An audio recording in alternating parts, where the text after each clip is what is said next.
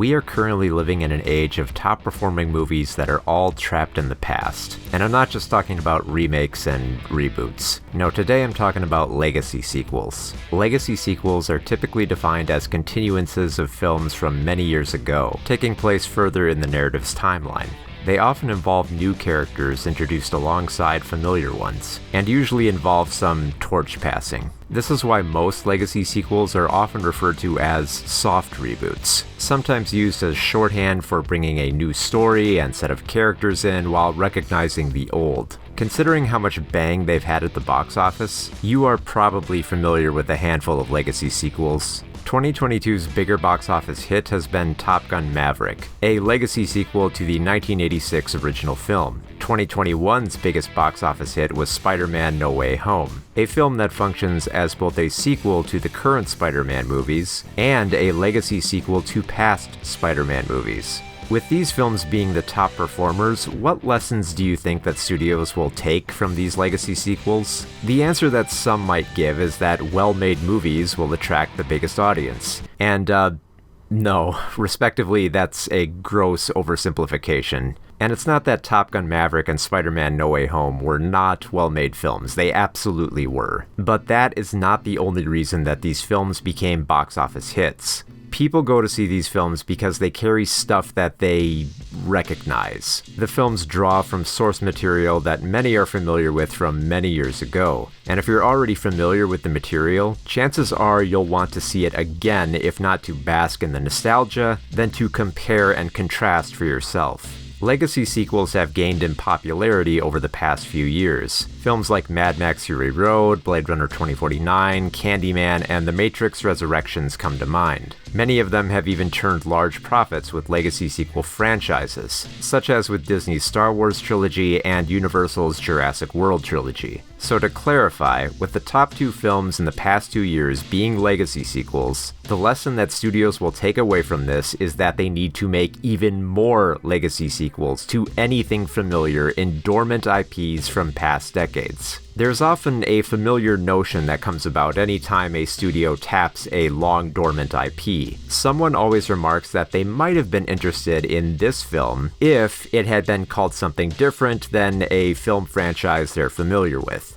Maybe if they didn't call it that thing you recognize, you might actually be excited to watch that film because it would seem more original and fresh. More likely, though, these people would not watch that type of film because they would not know that it existed or even care for it. In 2018, Dwayne Johnson starred in a film called Skyscraper. It's a big-budget action picture where Johnson has to stop terrorists from taking people hostage in a tower. The premise sounds a bit like Die Hard, and indeed, this film could have easily carried the title of Die Hard and Dwayne Johnson's character could have been named John McClane. But it didn't, and the film became a box office bomb. So here's an original film using the same aesthetic as Die Hard, starring one of the most prominent actors in the world in a summer action picture with a towering budget of $125 million. And yet, all it could muster was $300 million worldwide, considered a bit of a disappointment by blockbuster standards.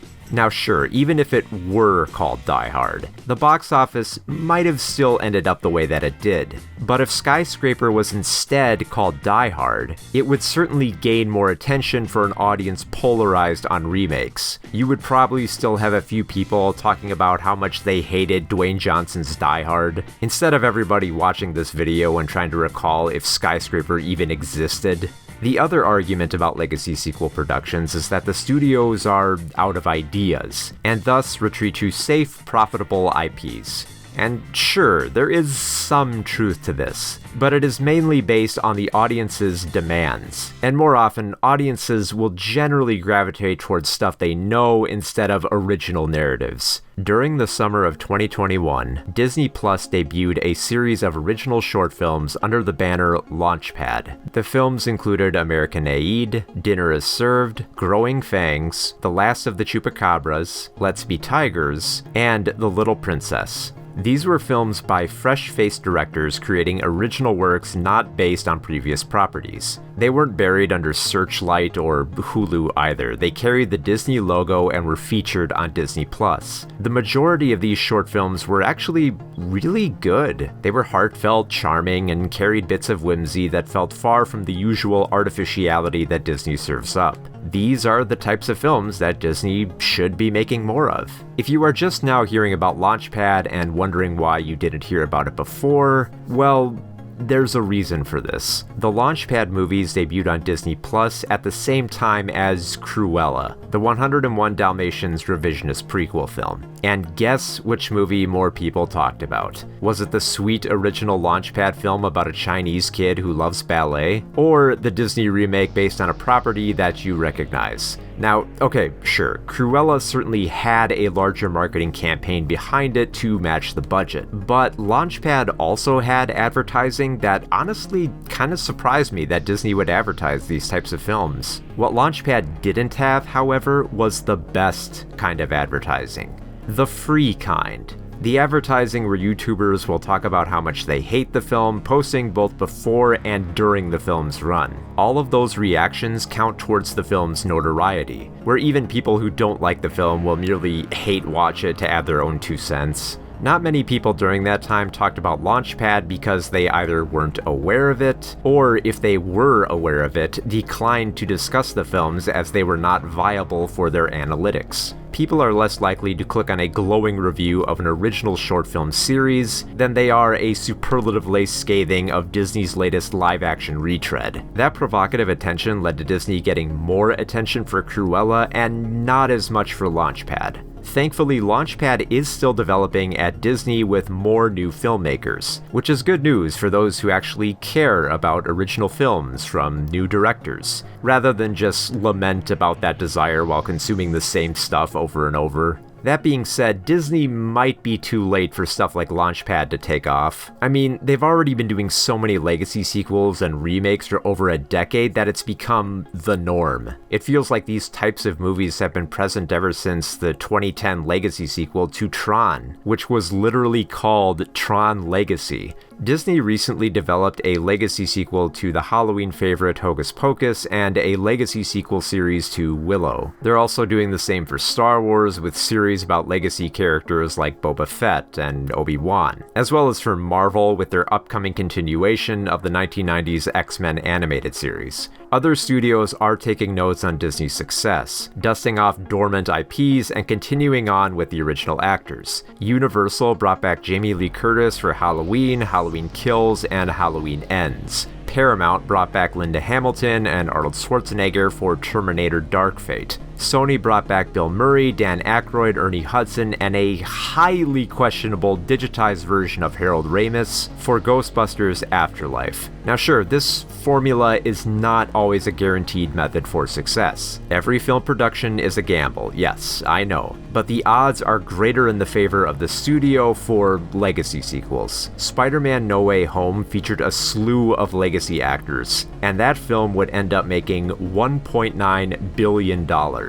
Which is a huge increase from the previous Spider-Man film, which made $1.1 billion. So, what can be drawn from this data is that audiences who had no interest in watching the previous Spider-Man movies came out in droves to see No Way Home. But why did more people go to see this Spider-Man movie? Maybe the marketing was better. Maybe audiences wanted to see Spider-Man interact more with Doctor Strange. Or maybe, they just wanted to see the old Spider-Man cast again. And it should be pretty obvious what the huge draw here is. But I think there's more to the success of legacy sequels than just the nostalgia factors. The many current legacy sequels are based on properties that millennials and Gen Xers grew up with. There is comfort in these old properties. They make us think back to childhood when everything seemed so simple and easy. It was a time when many of us weren't paying attention to current events or even started thinking more critically about the world. As we learn more about the world and endure its complicated nature, it's easy to retreat from it all, to desire to go back, to return to what made those early years so great, especially when the future looks so bleak.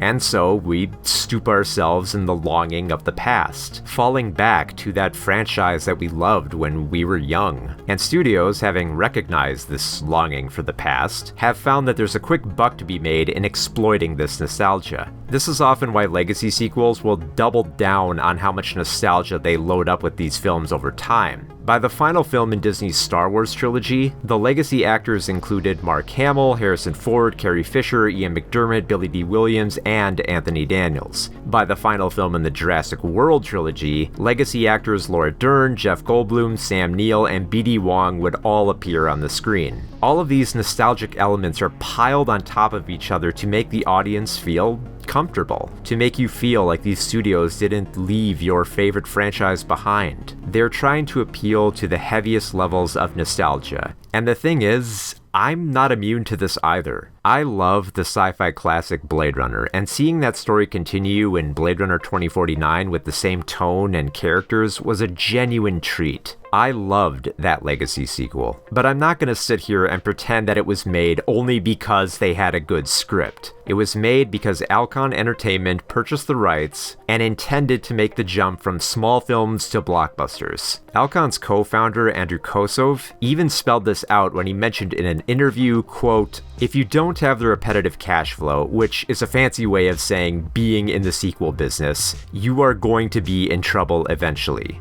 They wanted to make more money and gain more notoriety, and the fastest way to do both was to piggyback off something that already has a built-in fan base. And yes, Blade Runner 2049 did not end up making a lot of money, but it's not for the tired argument of people being tired of nostalgic films. The movie was released in the middle of the new Star Wars and Jurassic World movie trilogies, which were making tons of money at the time. Blade Runner 2049 underperformed due to a combination of poor marketing, a nearly 3-hour running time, and having a comparatively smaller fan base when compared to other franchise giants. Those who think that the failure of Blade Runner 2049 was the nostalgia factor are clearly not reading the room. Because even if you hate when studios rework a franchise that you loved, chances are you will still think about it anyway, because it's based on something that you liked and it usually has the bigger marketing push behind it. So the next time you find yourself tired of legacy sequels, asking the question of why studios are tapping IPs instead of developing original films, the short answer is